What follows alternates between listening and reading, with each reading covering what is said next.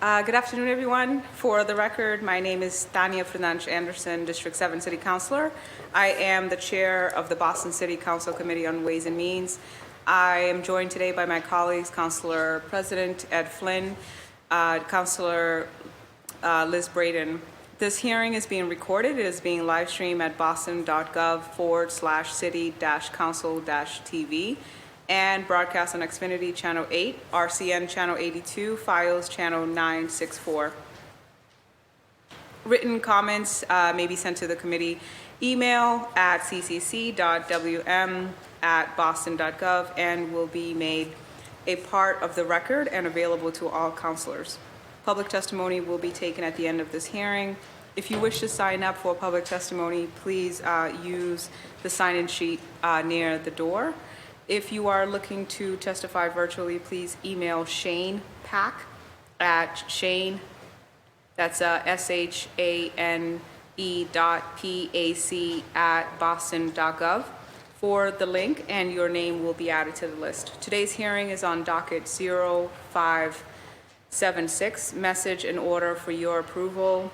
An order authorizing the City of Boston to supplement statements of interest to the Massachusetts School Building Authority, MSBA, core program for the P.A.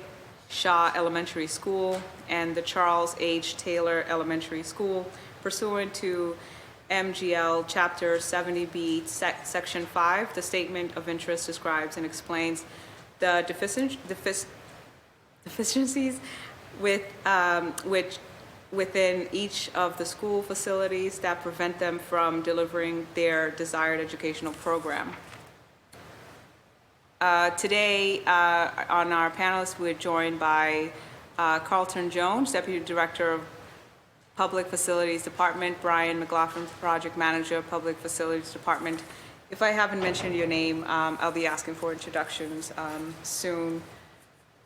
Just for the format of this hearing, considering that this is just Massachusetts Building Authority hearing in the state of authority that oversees funding of public school capital projects in the Commonwealth of Massachusetts, we'll be hearing from the panelists a presentation and then hear from our council colleagues. And from then, if there are any people signed up for public testimony, we'll go to that.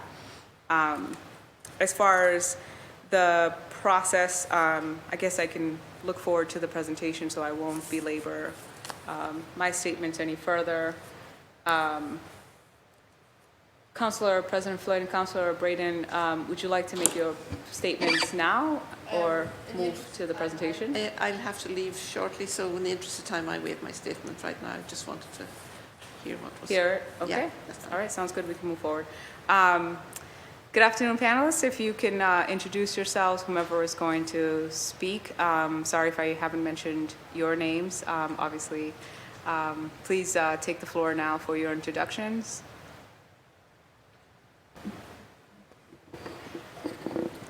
Hi, my name is Delaverne Stanislaus, Chief of Capital Planning for Boston Public Schools. Thank you. Hello, Rebecca Granger, Senior Advisor for Youth and Schools to the Mayor. Thank you. You have the floor, whomever is going to start for the presentation.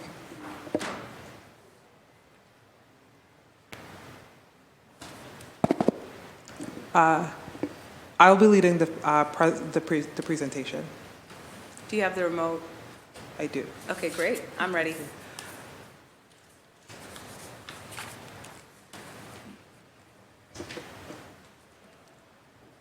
Good afternoon, Council Chair, and to all of our fellow councilors in the chambers this afternoon. My name is Delaverne Stanislaus. I'm one and a half month into my role as the Chief of Capital Planning for Boston Public Schools. I'm happy to be here this afternoon to present to the Council a proposal for the MSBA core project for 2023. This afternoon, I'm excited to share a proposal with the City Council to submit statements of interest to the Massachusetts School Building Authority to build a new school facility for the Shaw and Taylor Elementary Schools.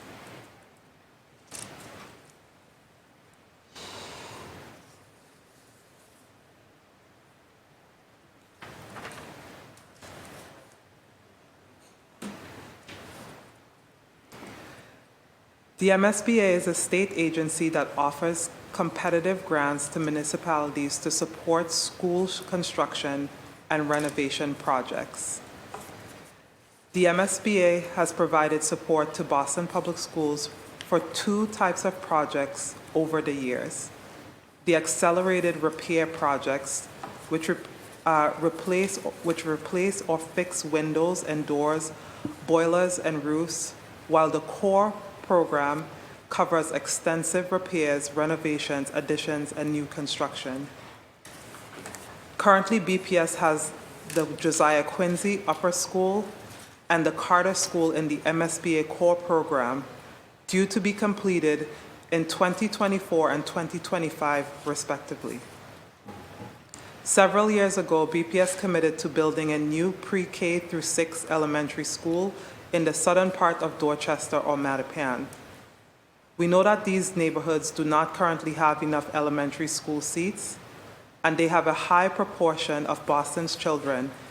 These two neighborhoods alone, the 02124 and 02126 zip codes, have 24% of all of Boston's children under 5, showing that they will continue to see high demand for elementary school seats in the near future.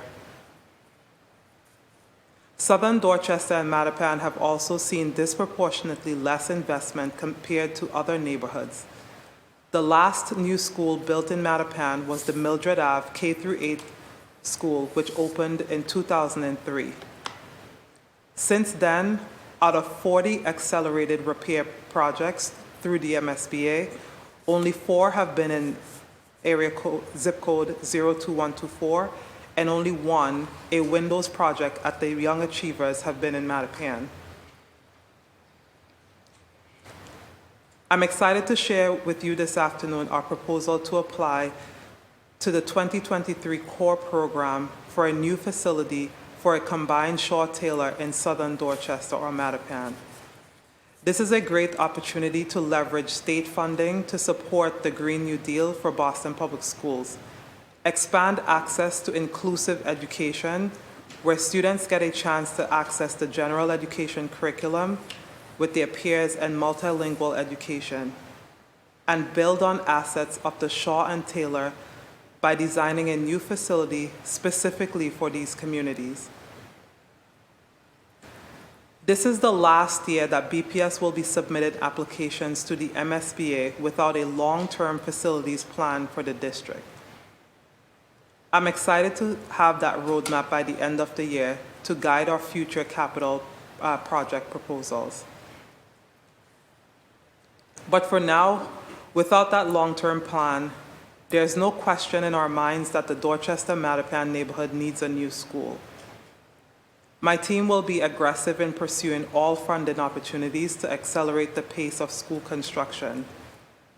This proposal, building on our proposal to merge the Shaw and the Taylor schools for 2024-2025, allows us to concentrate our construction efforts where they will benefit our students most. This is a community that has historically been underserved. I want to be honest, MSBA timelines are long.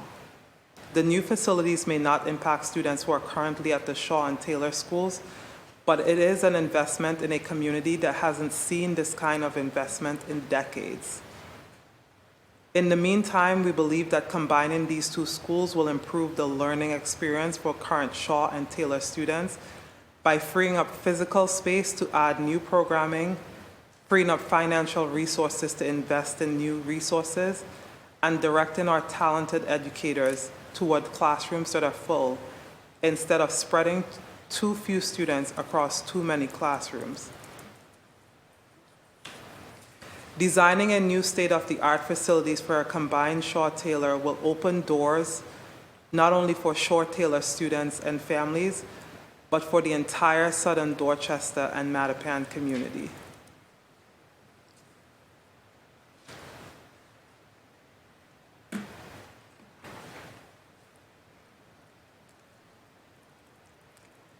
First, I want to orient you to schools in the southern Dorchester and Mattapan area. Here you'll see that the Shaw and the Taylor are close to one another, about 0.6 miles away. The circle you see in between the Shaw and the Taylor is Binka, which serves high school students.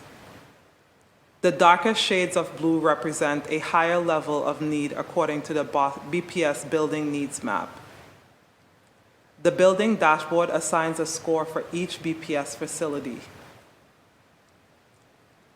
That number is a composite score that takes into account facilities needs as well as student needs represented by the Student Opportunity Index. The light blue you see at the bottom is the Mildred Avenue School, the newest school in the neighborhood.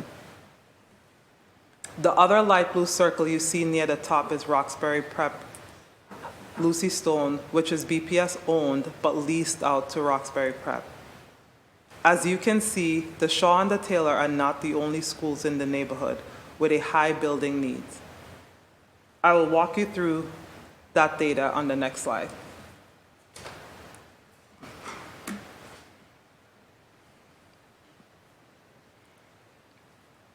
Here you see the Shaw and the Taylor compared to some of the other elementary schools in the area. We excluded K through 8 schools and also the Henderson upper and lower schools, which have specialized programming. The Shaw-Taylor merger will combine a small, nearly single-strand school, which is the Shaw, with a larger school, the Taylor School. The Shaw and the Taylor building needs scores places them in the fifth and fourth quintile, respectively, of all BPS facilities.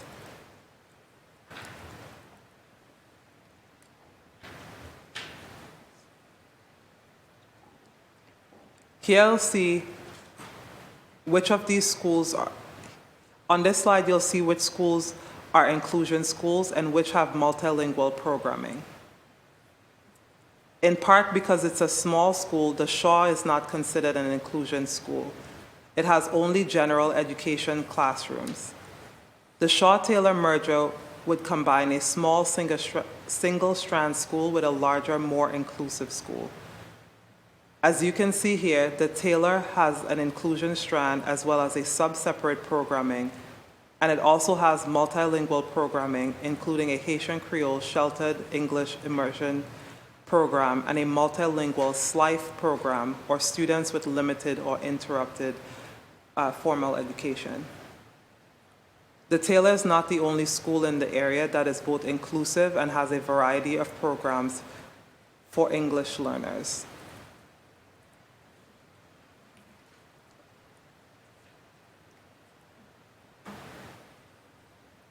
Here you'll see that many of the schools in the neighborhood lack some of the kinds of spaces that we want all elementary schools to have. Neither the Shaw nor the Taylor has a standalone auditorium or cafeteria, gym or science lab, and the Taylor lacks a dedicated library space. Combining the two schools will allow us to consolidate some classrooms, freeing up physical space to support enrichment programming. Longer term, designing a new facility for the combined Shaw-Taylor schools will ensure that these students have access to state-of-the-art spaces, libraries, science labs, auditoriums, and gyms as a baseline, with an opportunity to design for other special programs, before and after school programming, community gathering spaces, and other types of spaces depending on what the community chooses throughout the design process.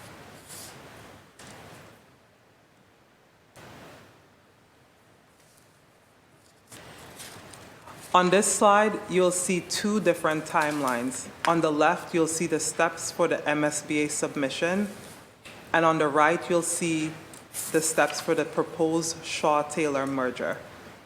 I'd like to tag my colleague Rebecca to talk a little bit about the merger process. Thank you. So if we look on the right-hand side of the slide, Something to note is that these are, while complementary processes, two separate processes. So the MSBA that Del was just speaking about is happening while also moving forward with the proposal for the Shaw-Taylor merger.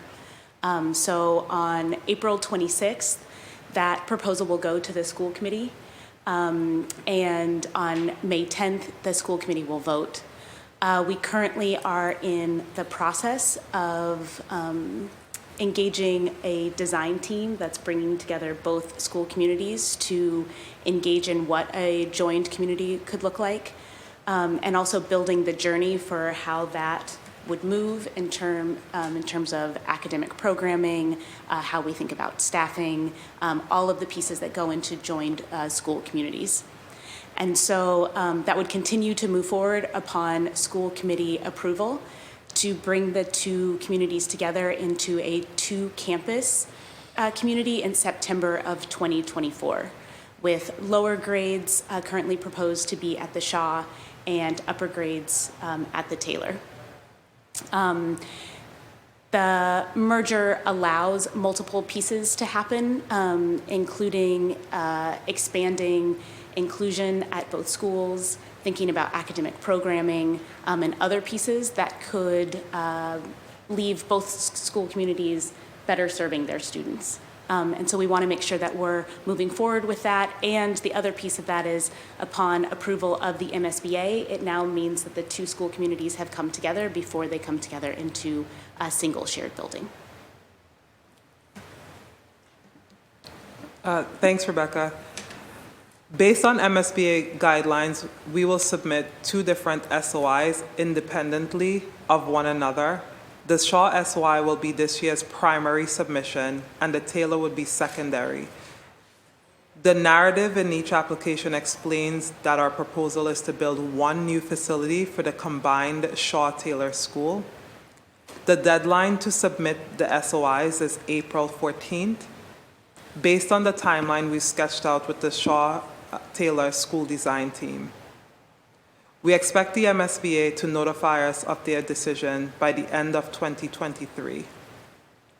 At this point, I'd like to turn it over to my other colleague, Brian McLaughlin, Project Manager for the City of Boston Public Facilities team, to explain the MSBA timeline. Thank you, Del. Before speaking to the timeline of the 2023 submissions, I just want to touch briefly on the 2022 SOIs that were submitted last year with the Mass School Building Authority. In 2022, the City of Boston and Boston Public Schools submitted two SOIs, one for the Blackstone School in the South End and one for the Otis School in East Boston. When submitting more than one statement of interest to the MSBA, districts are required to select a priority school. The Blackstone School was selected as the priority for the 2022 submissions by the City of Boston and BPS. BPS and the city were notified in December of 2022 that the Blackstone would not be invited into the capital pipeline. MSBA did not give specifics as to why the school did not move forward, but one likely reason is that the Blackstone School houses programs and has spaces that would be deemed ineligible in the MSBA program. They have a community center, a health center, and a pool, all of which would not be reimbursable spaces in an MSBA project. Shaw and Taylor are both schools where the entirety of the school is used for instruction and will allow the city and the BPS to relay the constraints that prevent the district from providing the desired educational program in each building through the SOI application in 2023. As Del mentioned, the SOIs are due to the MSBA on April 14th. After the deadline, the MSBA will begin their review process of all SOIs submitted throughout the Commonwealth. The review will likely include site visits to these schools, likely over the summer months. Invites to collaborate with the MSBA will likely occur at their October or December 2023 board meeting. This initial invitation is called the eligibility period. This is a 9-month period where districts must complete certain prerequisite items to show the MSBA that a district is ready to take on a major project. These action items include agreeing to an enrollment of a new school, updating the district's maintenance practices, completing the MSBA educational questionnaire, as well as appropriating funds to support the design of the future school. Upon completion of the eligibility period, which would likely be in the fall of 2024, the MSBA would then meet again with their board and invite districts into the feasibility study phase of their process. Consultants, meaning the OPM and the architect, would be procured in late 2024, early 25, with design starting in winter, spring months of 2025.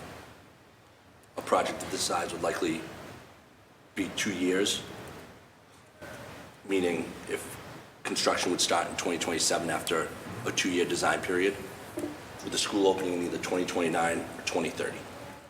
Thank you, Del. Thank you, Brian. Thank you, Brian. With that, I'll be glad to take questions from the council.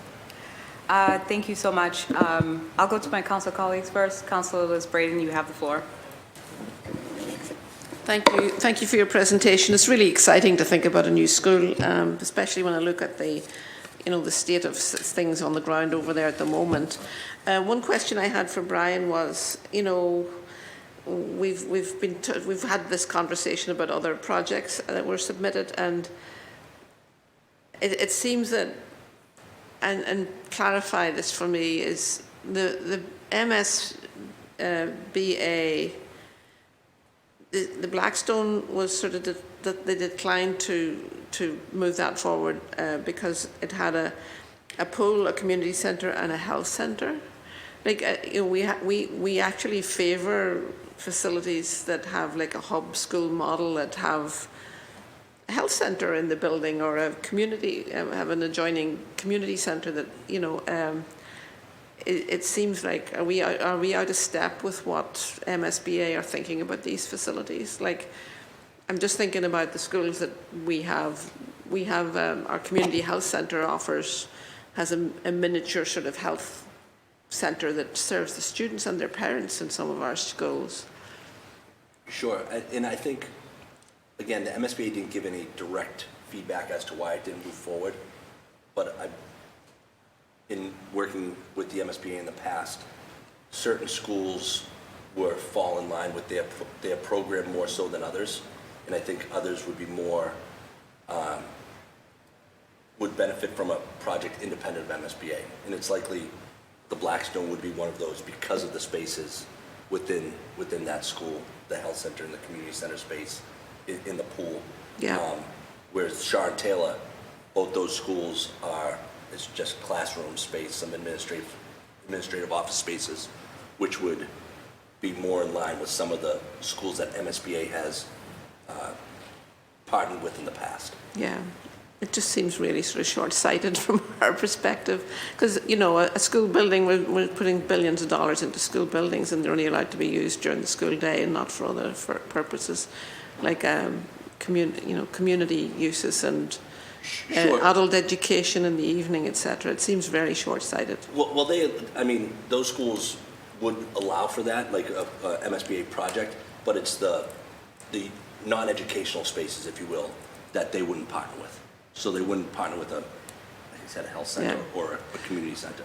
So does that throw the whole responsibility for building new schools that don't fit their criteria? Does that throw it squarely back into the city's bucket to build new schools? Because we're sort of behind the 8 ball when it comes to new schools. I wouldn't say that. I think there's potential for the MSBA to partner with a project like that. Last year, MSBA was only able to fund a small number of schools because of the size and the cost of construction nowadays. So they really have to be very selective in what projects they move forward with.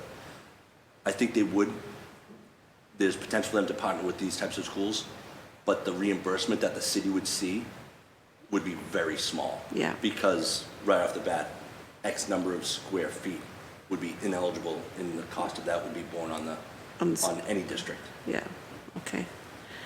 Let's see what else. Madam Chair. No, I think that was really, I was just trying to get under the hood a little bit in terms of MSBA and how, and last year they didn't accept any new application, like this is 2023, Did they put a pause on accepting new core projects? Are we moving ahead now? Has that been opened up again, obviously? Yeah. So the core projects will open up. Then they're putting a pause on the accelerated repair program projects. So the roof, windows, boiler projects they're not accepting applications for those projects this year. And is that just because the uncertainty of the supply chain and difficulties pricing it all and all of that? I think that's a part of it, as well as the cost of some of the core projects are also very high. Are we seeing a huge inflation in cost inflation in terms of the building of a new school? Do we have any idea what this new school would cost? I wouldn't want to. We wouldn't want to venture that one. No, take any not right bets now. on it. I think right now it's so far off with the MSBA timeline. We wouldn't start looking at potential solutions to a Shaw-Taylor combined school until 2025. Mm-hmm. So it would be really early to put a number out there because, again, we haven't agreed to an enrollment number, which also feeds the size of the building. Yeah. So I think it would be really tough to put a dollar value to the school right now. Very good. Thank you. Thank you all for your presentation. Thank you. Did you have some to add? I just wanted to add something really quick to what Brian just said, just outside of the MSBA process I wanted to share here, is that none of the Green New Deal for BPS projects that were announced is solely dependent on MSBA funding. The city is committed to funding these projects through the capital budget, so I just wanted to highlight that as well. Thank you. Thank you, Madam Chair. Thank you, Councilor Braden. Councilor Lujan. Thank you. I just want to put these questions on the record because I'm going to have to run. This is obviously an issue that's very important to me as a graduate of the Taylor School, as someone who's been listening to both schools, and as someone who has a niece who is currently attending the Taylor School, even though we know that this is going to affect that we wouldn't get a new building. Thank you for the timeline until maybe about 2029, 2030. So my first question is because I attended one of the initial meetings that we had over at the Mildred Avenue Community Center about bringing the communities together. First question is about the communication. Where do we stand with really informing the PA Shaw community and the Taylor School community about this merger, about this MSBA application, however the school environments and school communities responded. And Rebecca, I know you and I have talked a bit about this, but if we could put it on the record to see where things are, because I don't know of another meeting, public meeting that has happened after the meeting that I attended, and I know that meeting there was significant interest in continuing conversation. So I just want to know where that stands. Two, do we have an understanding of where we would be siting the new facility? It seems like that's a question for discussion, but where would the new facility be sited? Is there a possibility that the site would be on the Taylor campus right now, or would it be another location? The PA Shaw, I don't believe is big enough to build the new sort of building that we would want to build. And then three is just also for the record, we wouldn't get this building until 2029, 2030 at its earliest. I think it's important for the record and for people at home to detail all of the reasons why we believe a merger needs to happen before a physical new building.